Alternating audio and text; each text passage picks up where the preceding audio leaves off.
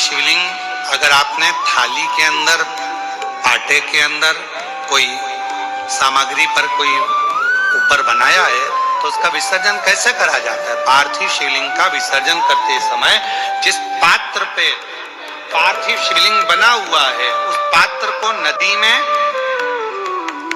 शिव का नाम लेकर जल में उस पात्र को नीचे डाला जाता है, पात्र को पकड़ा जाता है, पानी में थोड़ा कम दिखे उस समय पर उसको धीरे से फिर जल में छोड़ दिया जाता है। जब थोड़ा कम दिखे, थोड़ा हाथ पानी में नीचे करा जाता है और नीचे कर फिर उसकी फूल पत्ती जब पानी में ऊपर आ जाए दिखने लगे तब शिवलिंग को धीरे से खसका दिया जाता है, जल में उसको विसर्जन कर दिया।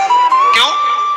अगर तुमने पार्थिव शिवलिंग का विसर्जन करा और उसको तुम थाली में बना कर ले गए हो, पाटे पे बना कर ले गए, अब तुमने इसको उठाया तो टूटेगा कि नहीं टूटेगा? बोलो, जम के बोलो जरा। टूट जाएगा। तो इसको सबसे पहला विसर्जन करने के पहले जब पार्थिव शिवलिंग तुमने बना लिया, बनाने के बाद उसको जल के अंदर लेकर जब पूजन करने के बाद जब जल के अंदर लेकर जाओगे तो उसकी फूल पंखड़ी अपने आप पानी में तैरने लगेगी और शिवलिंग जल में चला गया, मतलब तुमने विसर्जन कर दिया। अब भले तुम धीरे से उसको जो पार्थिव बनाया है तुम धीरे से जानते हो, अरे बोलो तो जम के जानते हो ना, एक बेलपत्र, एक धतूरा, एक शमी पत्र। शमी पत्र कितना? एक बेलपत्र, एक धतूरा, एक शमी पत्र और एक सफेद पुष्प, केवल एक सफेद पुष्प, एक आखा चावल का दाना। आखा का मतलब जानते हो? मतलब पूरा सेगा चावल का दाना। एक चावल का दाना, एक सफेद पुष्प, एक धतूरा, एक बेलपत्र, ये सब हाथ में लेकर अगर तुमको ऐसा लगता है कि आपको ऐसा महसूस होता है कि मेरी सारी राहें बंद पड़ी हुई है और मैं जिस काम में हाथ डालता हूं वो काम आज होता ही नहीं, दिन लग जाते हैं। जब दुनिया के लोगों के पास में सुख आ जाता है तब भगवान मुझे सुख देता है, जब दुनिया का भला हो जाता है तब मेरा भला होता है।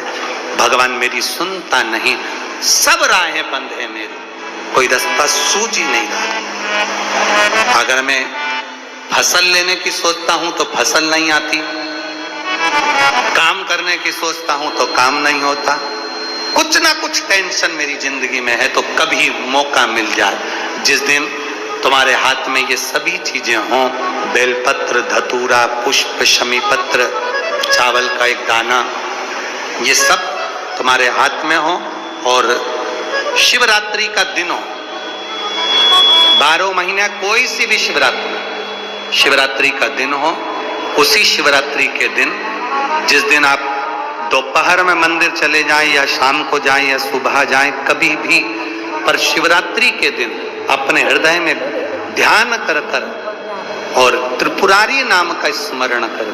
कौन सा नाम? त्रिपुरारी नाम का स्मरण कर भगवान शिव से अपने मन की बात कहकर, भोला सब दुख काटो, त्रिपुरारी नाम का स्मरण कर हाथ में लेकर भगवान शिव के शिवलिंग पर अगर हम समर्पित कर देते हैं तो ये निश्चित बहुत कम दिखाई दे रहा हो तो 12 महीने शिवरात्रि आती है। किसी भी शिवरात्रि पर शंकर भगवान पर पीपल के पत्ते पर शहद रखकर शंकर जी पर डाल दीजिए।